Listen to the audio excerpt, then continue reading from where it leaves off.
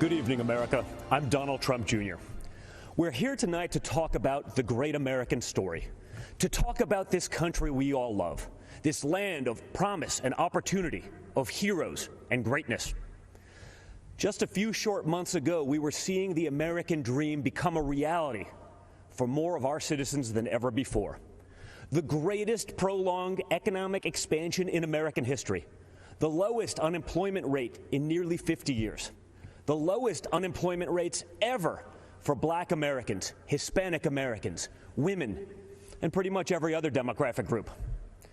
And then, courtesy of the Chinese Communist Party, the virus struck. The president quickly took action and shut down travel from China. Joe Biden and his Democrat allies called my father a racist and a xenophobe for doing it. They put political correctness ahead of the safety and security of the American people. Fortunately, as the virus began to spread, the president acted quickly and ensured ventilators got to hospitals that needed them most. He delivered PPE to our brave frontline workers, and he rallied the mighty American private sector to tackle this new challenge. There's more work to do, but there is a light at the end of the tunnel. Job gains are outpacing what the so-called experts expected. But Biden's radical left-wing policies would stop our economic recovery cold. He's already talking about shutting the country down again. It's madness. Democrats claim to be for workers, but they've spent the entire pandemic trying to sneak a tax break for millionaires in Democrat states into the COVID relief bill. Then they attacked my father for suspending the payroll tax for middle-class workers. In fact, if you think about it, Joe Biden's entire economic platform seems designed to crush the working man and woman. He supported the worst trade deals in the history of the planet. He voted for the NAFTA nightmare. Down the tubes went our auto industry. He pushed for TPP. Goodbye, manufacturing jobs. Beijing Biden is so weak on China that the intelligence community recently assessed that the Chinese Communist Party favors Biden. They know he'll weaken us both economically and on a world stage. Biden also wants to bring in more illegal immigrants to take jobs from American citizens. His open border policies would drive wages down for Americans at a time when low-income workers were getting real wage increases for the first time in modern history. He's pledged to repeal the Trump tax cuts, which were the biggest in our country. After 8 years of Obama and Biden's slow growth, Trump's policies have been like rocket fuel to the economy, and especially to the middle class. Biden has promised to take that money back out of your pocket and keep it in the swamp. That makes sense, though, considering Joe Biden is basically the Loch Ness Monster of the swamp. For the past half-century, he's been lurking around in there. He sticks his head up every now and then to run for president. Then he disappears and doesn't do much in between. So if you're looking for hope, look to the man who did what the failed Obama-Biden administration never could do and built the greatest economy our country has ever seen. And President Trump will do it again. We will be stronger than ever because when we put our mind to it, there is no obstacle that America can't surmount. Except there's a difference this time. In the past, both parties believed in the goodness of America. We agreed on where we wanted to go.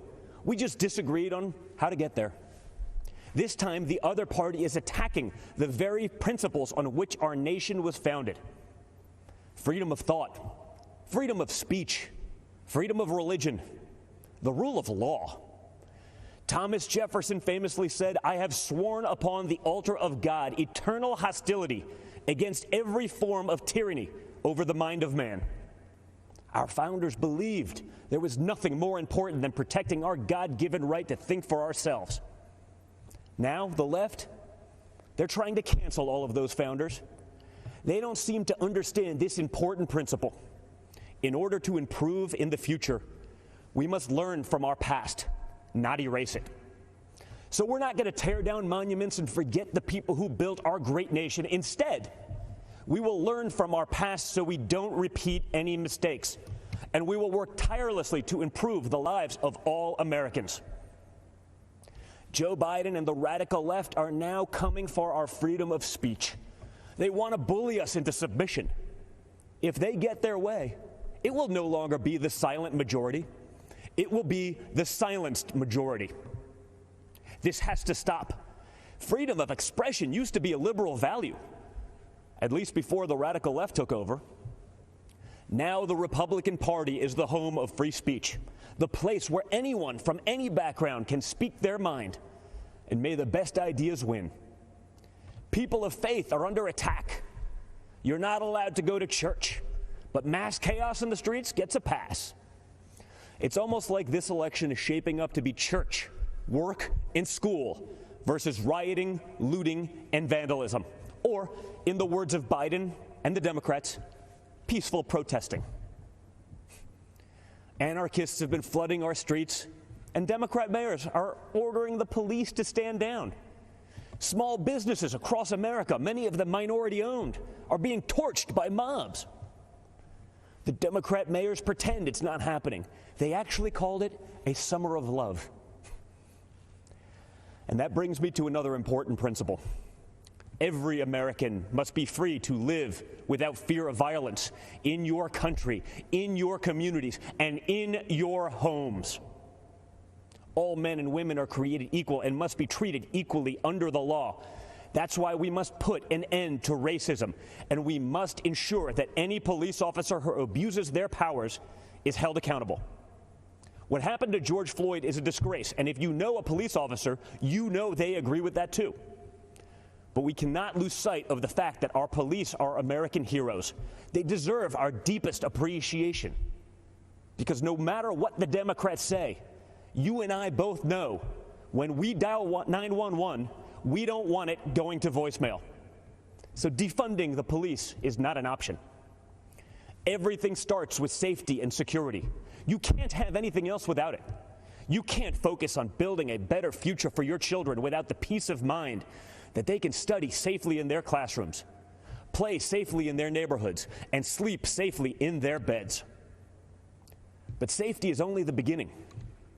Trump's America is a land of opportunity, a place of promise. I was fortunate enough to grow up in a family that could afford the best schools and the finest universities. But a great education cannot be the exclusive right of the rich and powerful. It must be accessible to all. And that's why my dad is pro-school choice.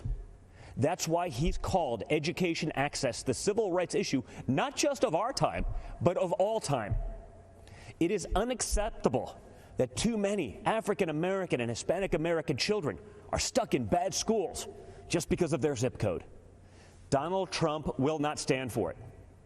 If Democrats really wanted to help minorities and underserved communities, instead of bowing to big money union bosses, they'd let parents choose what school is best for their kids. They'd limit immigration to protect American workers. They'd support the police who protect our neighborhoods. They'd learn how to negotiate trade deals that prioritize America's interests for a change. They'd end the endless wars and quit sending our young people to solve problems in foreign lands. They'd cut taxes for families and workers. They'd create opportunity zones that drive investment into inner cities. In other words, if Democrats cared for the forgotten men and women of our country, they'd do exactly what President Trump is doing. America is the greatest country on earth, but my father's entire worldview revolves around the idea that we can always do even better. Imagine the life you want to have, one with a great job, a beautiful home, a perfect family. You can have it. Imagine the country you want to live in, one with true equal opportunity, where hard work pays off and justice is served with compassion and without partiality. You can have it. Imagine a world where the evils of communism and radical Islamic terrorism are not given a chance to spread, where heroes are celebrated and the good guys win. You can have it. That is the life. That is the country. That is the world that Donald Trump and the Republican Party are after. And yes, you can have it. Because unlike Joe Biden and the radical left Democrats, our party is open to everyone. It starts by rejecting radicals who want to drag us into the dark and embracing the man who represents a bright and beautiful future for all. It starts by re-electing Donald J. Trump, President of the United States. Thank you, and God bless America.